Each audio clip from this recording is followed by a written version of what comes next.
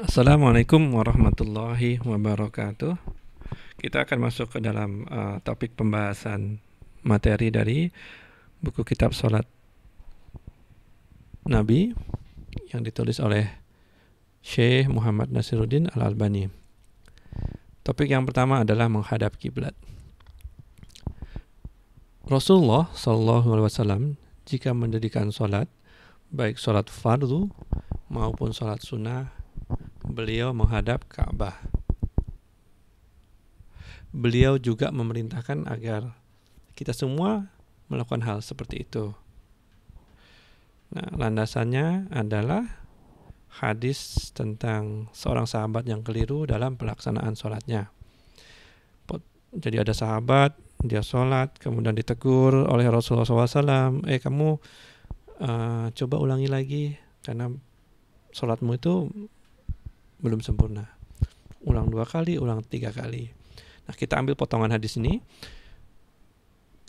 Ketika sahabat itu bertanya kepada Rasulullah SAW, ya Rasulullah, kalau begitu ajarkan bagaimana sholat yang betul itu. Maka Rasulullah SAW menjawab, jika engkau hendak mendirikan sholat, maka sempurnakanlah wudhu, kemudian menghadaplah ke arah kiblat, lalu bertakbirlah. Jadi ini adalah hadis referensi kita sholat menghadap kiblat.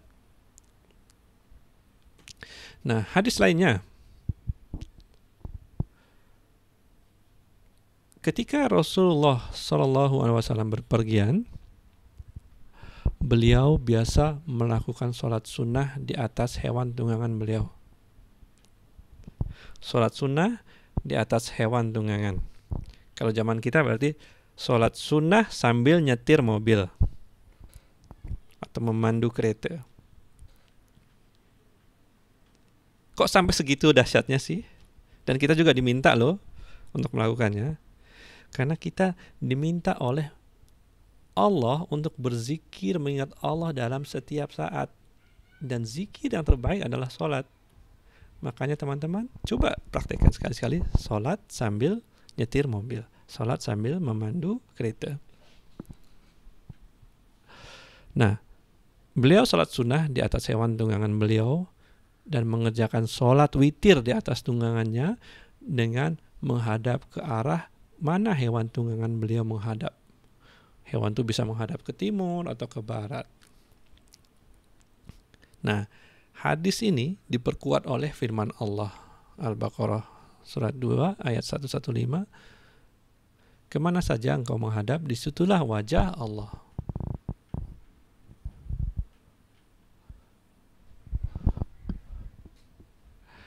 Nah, di sini dalam sholat di atas tunggangan beliau ruku dan sujud di atas tunggangannya dengan isyarat kepala beliau.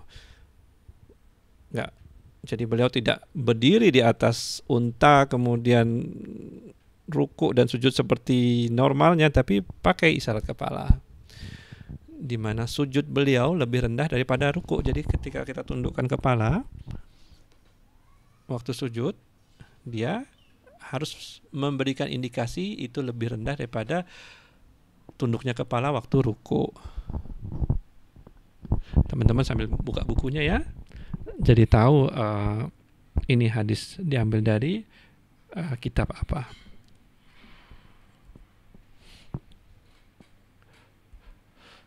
Jelas sampai sini? Nah, kemudian ada hadis lain.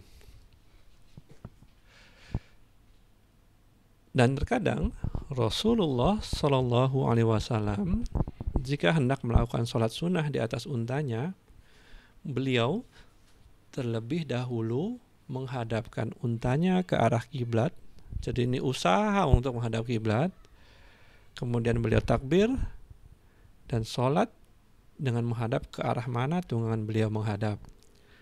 Jadi nggak mungkin kan untanya diarahkan terus ke arah kiblat, padahal jalan mungkin belok kanan, belok kiri. Jadi beliau tetap menghadap ke arah di mana tunggangan beliau menghadap. Jadi ada masa-masa di mana beliau tidak menghadap kiblat, dan itu dibolehkan untuk sholat sunnah. Jelas sampai sini. Salat wajib menghadap kiblat, salat sunnah kita berusaha untuk menghadap kiblat, tapi kalau tidak memungkinkan, kita boleh menghadap ke arah yang lain.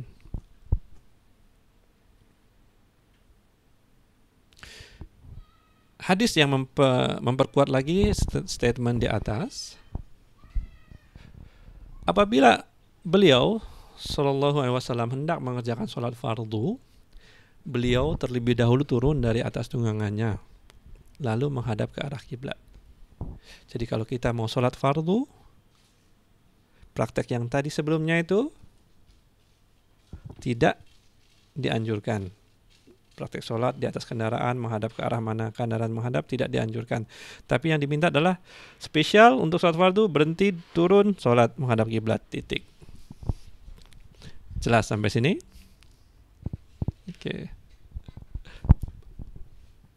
Hadis berikutnya. Sholat khauf. Sholat dalam keadaan takut yang amat sangat. Contoh perang atau dikejar musuh. Nabi SAW mensyariatkan bagi umatnya untuk mengerjakan sholat khauf ini sambil berjalan berdiri dengan kaki-kaki mereka, atau mengerjakan di atas tunggangan, menghadap ke arah kiblat, atau berpaling ke arah kiblat. Jadi sholat ini spesial. Mau menghadap ke arah mana? Boleh. Dengan cara apapun? Boleh. Usahakan sedekat mungkin dengan sholat yang biasa. Tapi kalau tidak bisa, kalian punya fleksibilitas yang tinggi ketika sholat khauf. Nabi bersabda, apabila perang sudah berkecamuk, cukup kalian mengerjakan sholat dengan takbir dan berisyarat dengan gerakan kepala. Kemudian beliau juga bersabda, antara timur dan barat adalah kiblat. Jadi Allah boleh menghadap kemana saja Allah, dan Allah memberikan fleksibilitas yang besar untuk sholat khauf.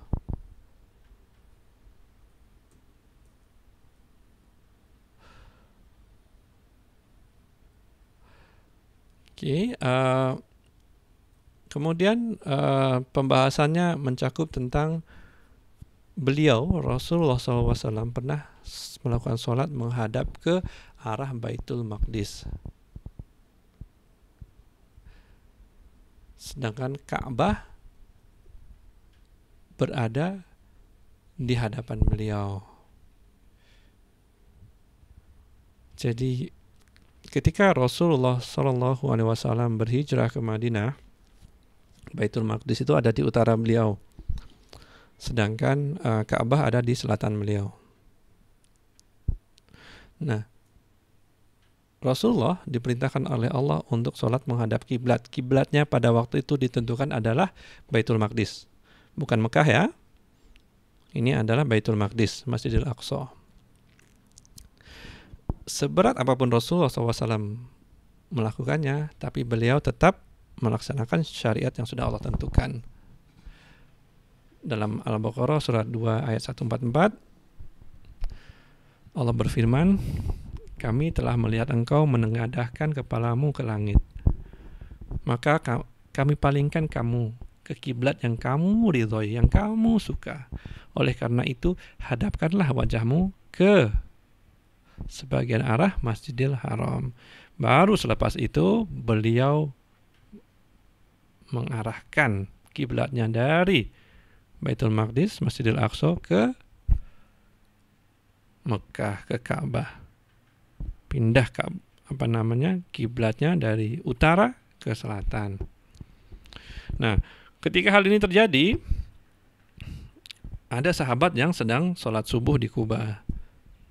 Quba ini suatu tempat di luar di batas kota Madinah, sekitar 1 jam perjalanan kalau nggak salah.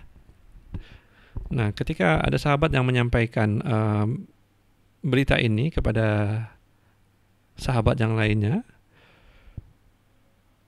sahabat utusan Rasulullah SAW ini berkata bahwa sesungguhnya Rasulullah SAW malam ini sudah dapat wahyu.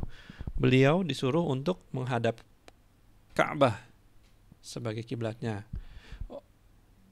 Maka menghadaplah kalian ke Ka'bah. Mereka lagi sholat subuh nih. Mereka sedang menghadap ke Baitul Maqdis. Maka setelah mendengar itu, dalam sholatnya mereka berputar. Demikian imam yang mengimami juga berputar, sehingga mereka menghadap dalam sholat jamaahnya ke arah kiblat. Saya rasa sudah cukup jelas tentang sholat menghadap kiblat. Jadi kesimpulannya adalah sholat wajib teman-teman diminta untuk menghadap kiblat. Referensinya sudah disebutkan. Sholat sunnah teman-teman diminta untuk berusaha menghadap kiblat. Sekiranya tidak bisa, lakukan yang terbaik. Yang ketiga, poin yang ketiga adalah sholat khauf. Sholat dalam bentuk ketakutan, dikejar-kejar musuh dalam perang. Teman-teman punya fleksibilitas yang tinggi, mau sholat apapun itu, wajib atau sunnah, teman-teman bisa menghadap ke mana saja. Baik, itu dulu. Assalamualaikum warahmatullahi wabarakatuh.